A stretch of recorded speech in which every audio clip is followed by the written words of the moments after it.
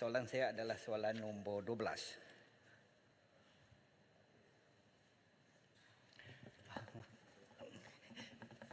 Terima kasih Puan Yang di-Pertua. Untuk makluman ahli yang berhormat, Kerajaan Persekutuan sentiasa pekah dengan usaha Kerajaan Sarawak dalam menerajui inisiatif penjanaan dan pelaksanaan hidrogen hijau di dalam negara. Pelancaran Pelan Hala Tuju Teknologi dan Ekonomi Hidrogen atau singkatannya HETR adalah landasan strategik bagi pembangunan ekonomi hidrogen di seluruh negara. HETR akan memacu sektor tenaga dalam mewujudkan ekonomi hidrogen di Malaysia dengan menjana pendapatan sehingga 12.1 bilion ringgit dan memastikan sektor hidrogen menyumbang antara 49 bilion ringgit sehingga 61 bilion ringgit kepada keluaran dalam negara kasar atau KDNK negara menjelang tahun 2030. Matlamat negara adalah untuk menjadikan hidrogen sebagai salah satu sumber tenaga alternatif ke arah mencapai kemandirian teknologi dan menjamin keterjaminan tenaga. Kerajaan Sarawak komited untuk membangunkan keupayaan bagi menghasilkan 130 kilogram hidrogen hijau setiap hari. Negara kita pula mampu untuk menghasilkan sejumlah 123,000 gigawatt jam tenaga setahun daripada jana kuasa hidro. Daripada jumlah ini, empangan hidro yang sedia ada di Sarawak berupaya untuk menjana 87,000 gigawatt jam atau sebanyak 70% daripada kapasiti negara berbanding 20,000 gigawatt jam daripada Sabah dan 16,000 gigawatt jam daripada Semenanjung Malaysia. Bererti bahawa Sarawak dapat memanfaatkan kelebihan infrastruktur jana kuasa hidro untuk menerajui penghasilan hidrogen hijau bukan saja di Malaysia tetapi malah di rantau ASEAN. Sasaran fasa jangka masa pendek HETR ialah tumpuan khusus terhadap projek-projek demonstrasi hidrogen bagi memacu permintaan domestik dan pasaran ekspor.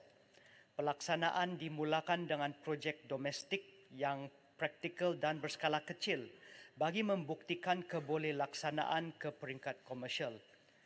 Kita mempunyai pendekatan bina sebahagian, beli sebahagian ataupun dengan izin buy some, build some secara bersepadu yang akan dijayakan ke arah pemacuan teknologi tinggi secara menyeluruh di sepanjang rantaian nilai ekonomi dan ekosistem hidrogen di samping membangunkan bakat tempatan. Projek-projek ini akan diterajui melalui kerjasama dan usaha sama antara Kerajaan Persekutuan, Kementerian, Kerajaan Negeri dan Industri dan mesti sentiasa terbuka untuk meneroka peluang kerjasama dengan kerajaan negeri dan pemegang taruh di Sarawak dalam sumber tenaga boleh diperbaharui yang berasaskan hidrogen. Sekian dan terima kasih. Saratok. Terima kasih Timbalan Menteri di atas jawapan yang komprehensif tadi. Sememangnya Sarawak lebih ke hadapan di dalam pembangunan pengeluaran tenaga hidrogen hijau di Malaysia ini. Sarawak sendiri menanggung kos-kos R&D selama ini. Soalan saya ialah, adakah Kerajaan Persekutuan ataupun mesti ada bercadang untuk menyediakan dana khas membantu Sarawak membangunkan tenaga hidrogen hijau, memandangkan potensinya yang amat besar di pasaran dunia, dan apakah kekangan-kekangan utama yang dihadapi di dalam pembangunan hidrogen hijau ini?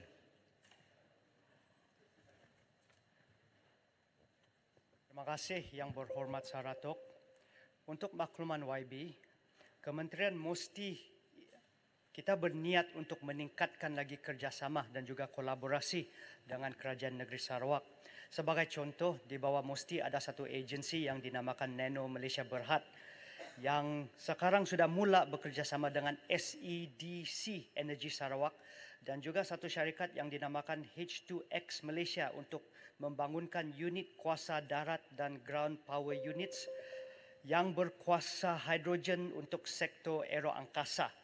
Dan GPU unit ini akan ditempatkan di lapangan terbang antarabangsa Kuching untuk menggantikan GPU diesel yang sedia ada serta penggunaan kenderaan berkuasa hidrogen untuk perkhidmatan sokongan darat.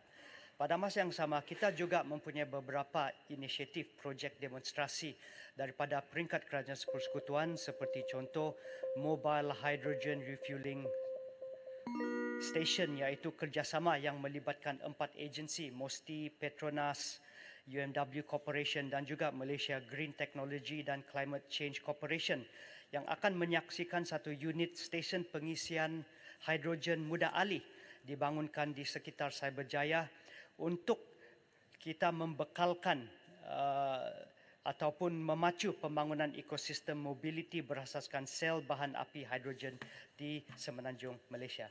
Ada lagi beberapa contoh yang lain dan itu juga saya boleh membekalkan kepada YB Saratok secara bertulis. Sekian dan terima kasih.